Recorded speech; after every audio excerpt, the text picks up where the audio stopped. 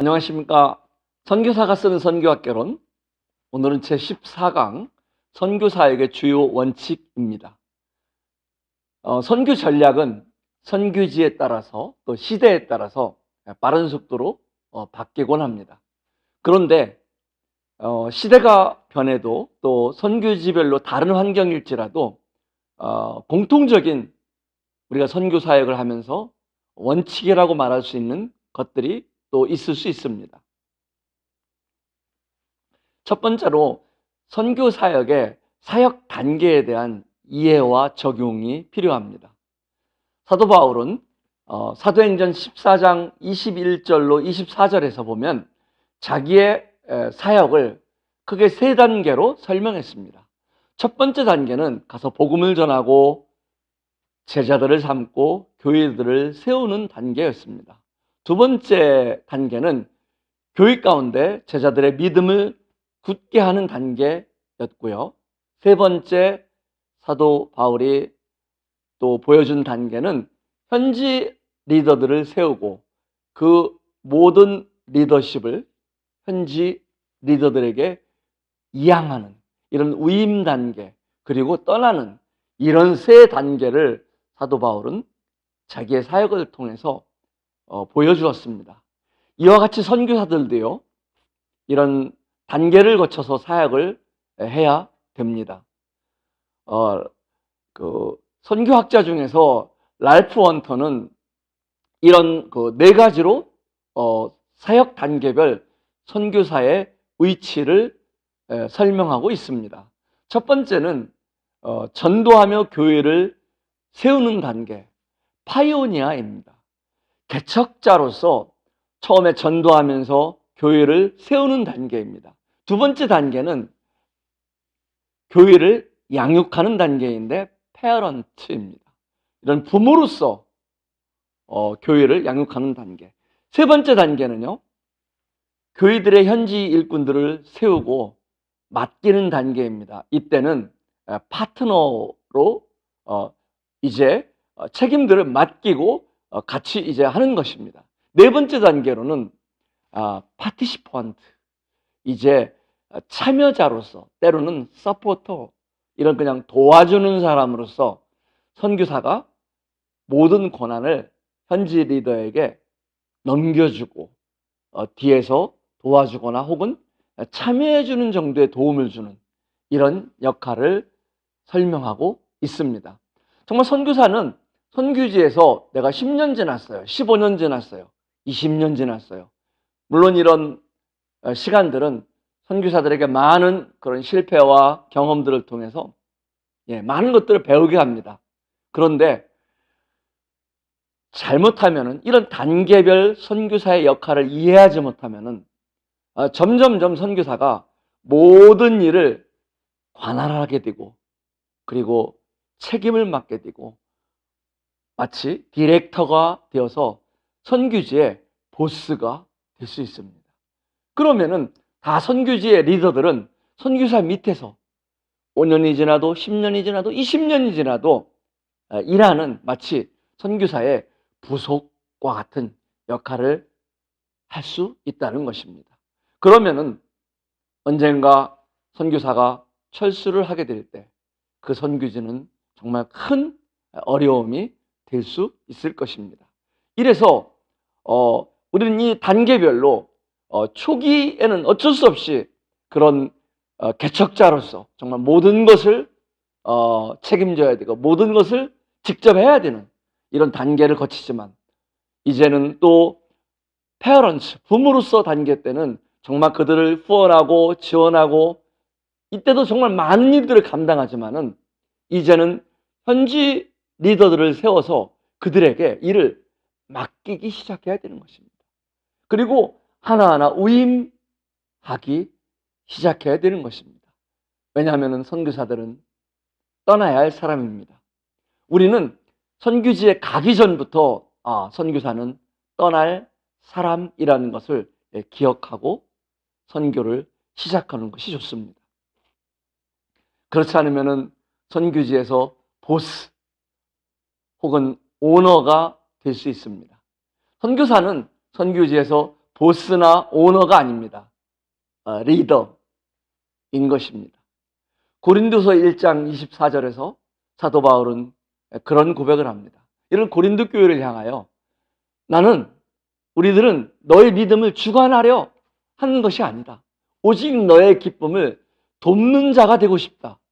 이런 고백을 합니다. 왜냐하면 당신들이 이미 믿음 안에 섰기 때문입니다. 예. 정말 중요한 이 사역의 원리를 사도 바울은 깨닫고 있었습니다. 믿음이 서기 전까지는 사도 바울은 개척자로서, 전도자로서 정말 수많은 고난 가운데 복음을 전하고 또 교회를 세우는 일을 했습니다.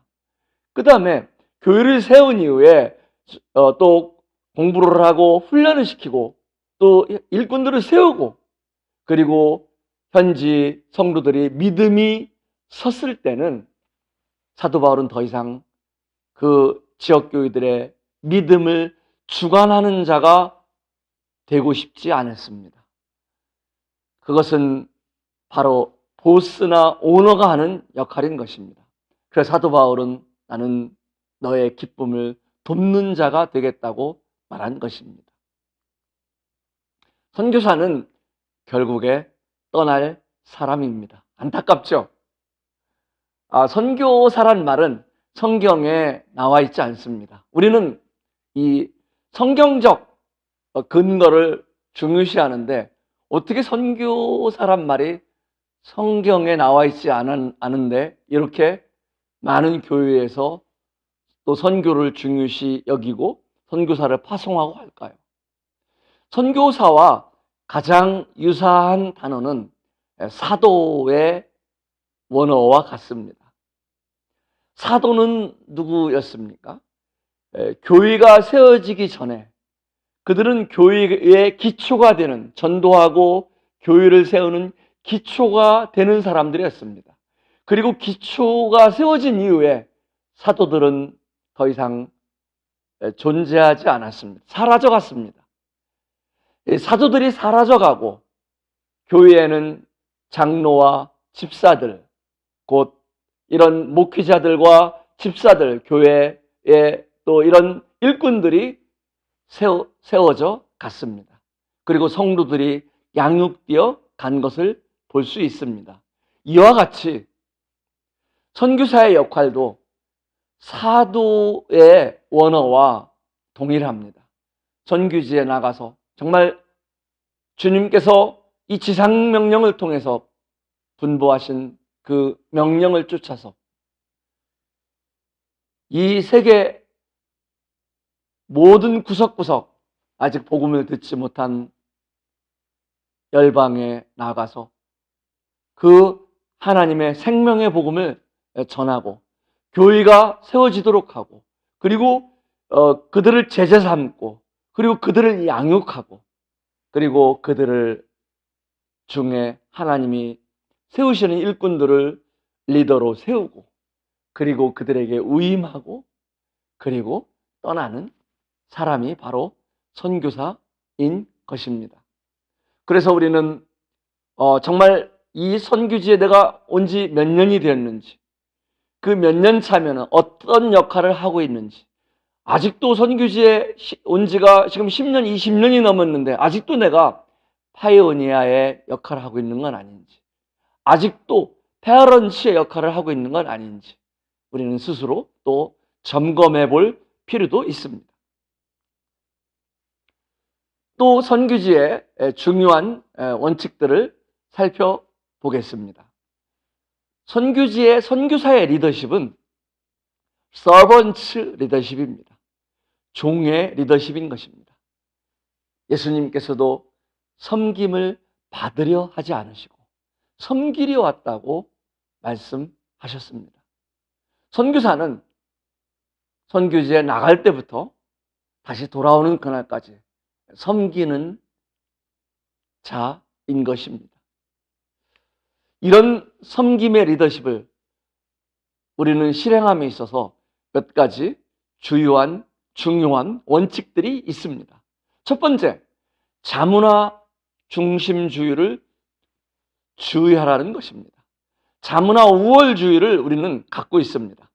저희는 한국 사람입니다. 선교지에 가서 우리는 선교지의 문화를 한국 문화와 비교합니다. 그래서 또 선교지의 대부분 열악한 환경인데요. 우리는 한국과 기준으로 덜 위생적이고 덜 질서가 덜 시스템적이고 덜 발달했고 이런 것들이 다 자문화를 비교해서 우리는 이렇게 판단할 수 있습니다. 아무리 그들이 경제적으로 낙후된 나라라도 그들의 문화는 소중한 것입니다. 그래서 선교사는 선교지에 가기 전에 먼저 탈문화를 하라는 것입니다. 자기의 문화를 벗어버리라는 것입니다. 우리는 한국 문화를 정말 많이 두껍게 입고 있습니다. 유교 문화가 있고요. 나이 문화가 있고요. 질서 문화가 있고요. 공동체 문화가 있고요. 여러 또 군대 문화가 있고요. 여러 문화가 존재합니다. 그런 문화의 옷을 입고 선교지에 나가서 그런 문화로 선교지의 문화와 문화 속에서 복음을 전하려고 하면은 두 문화가 충돌되고요. 부딪히고요. 그리고 그들에게 선교사는 늘 그들을 이해하지 못하는 사람, 그런 존재로 비춰질 수 있습니다. 두 번째로는 네비우스 선교 정책을 추천합니다. 이것은 자급, 자치, 자전이라는 그들이 스스로 자립할 수 있도록, 처음부터는 아니지만은 종국에는 자립할 수 있도록 도와주라는 것입니다. 이 자립이라는 단어는 정말 선교사에게 중요한 부분입니다. 파이오니아와 페어런치의 단계일 때는 우리는 일방적으로 그들을 도와주는 역할을 하게 됩니다.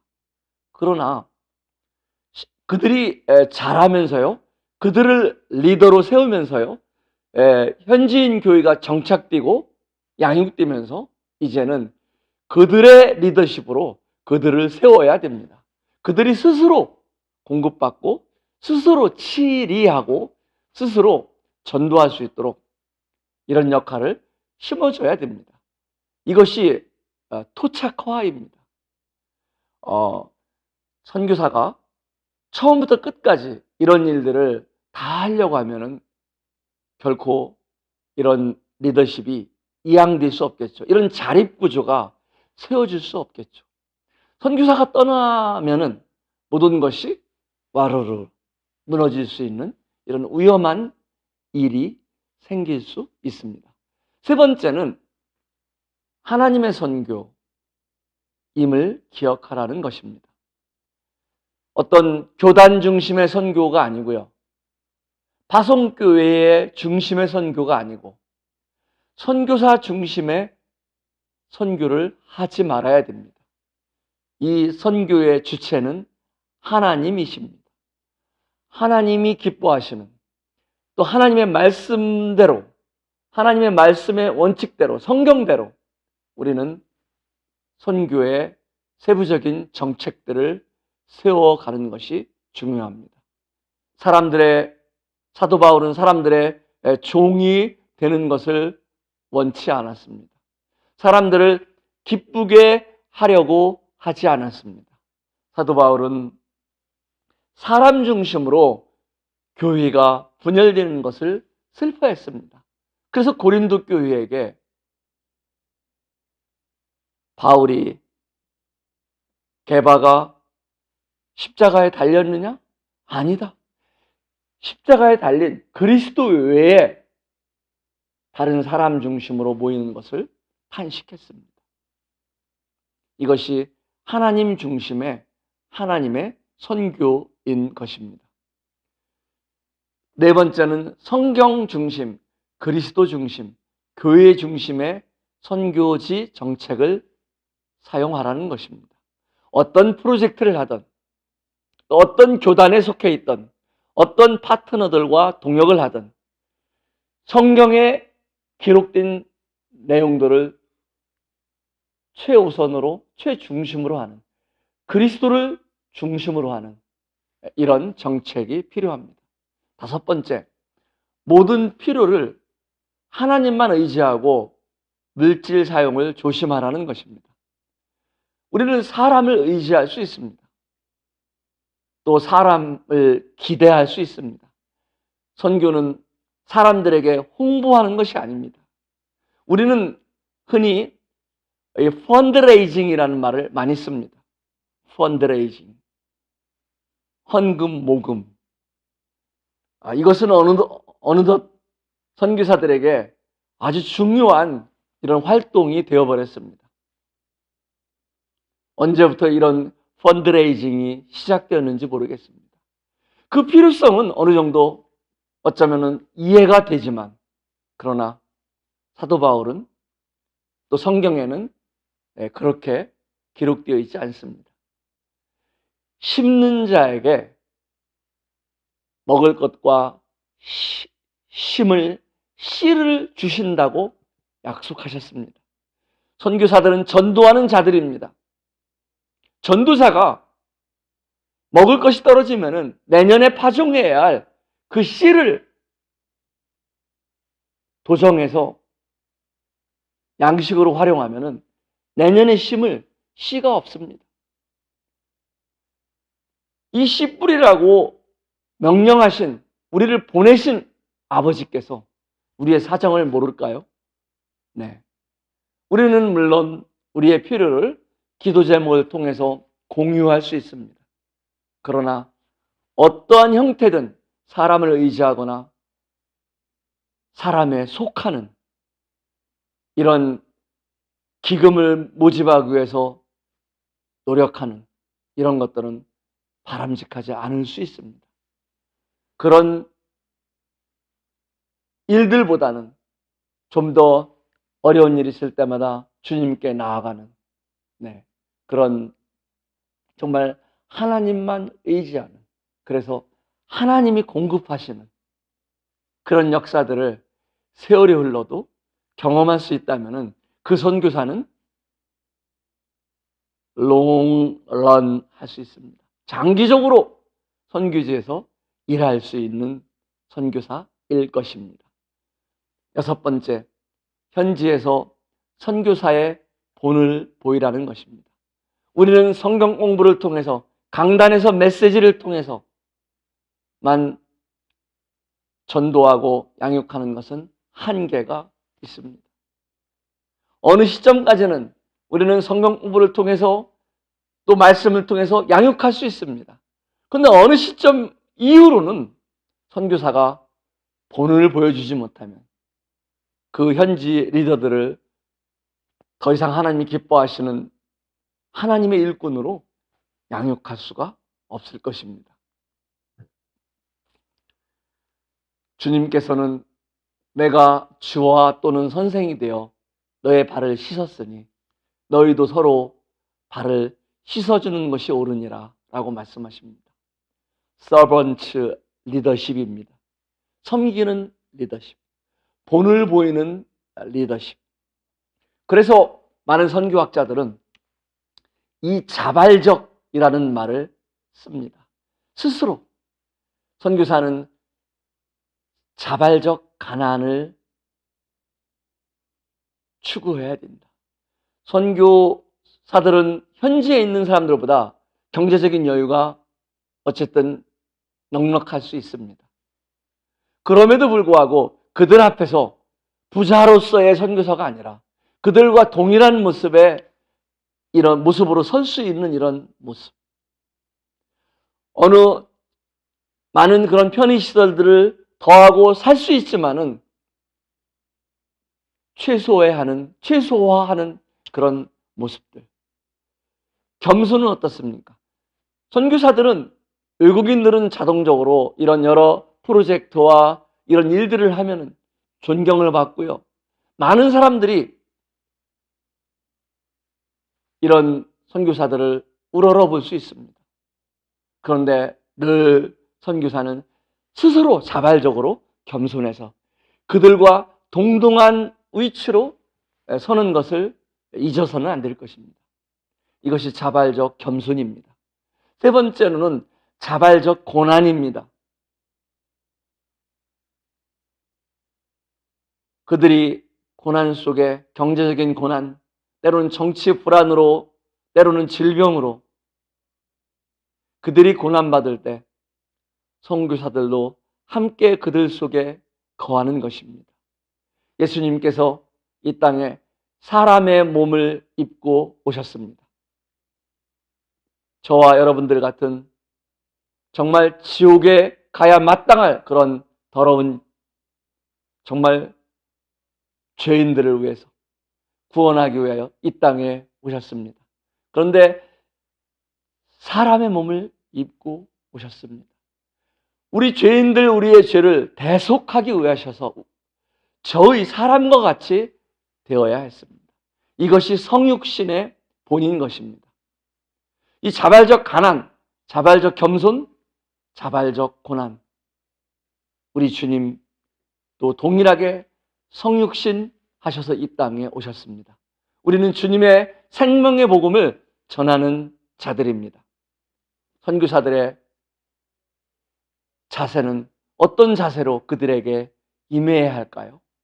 이런 마음가짐들은 어쩌면은 세월이 아무리 흘러도 또 선교지의 환경이 다를지라도 어쩌면 공통적으로 하나님께서 선교사들에게 요구하는 그런 자세인지 모르겠습니다.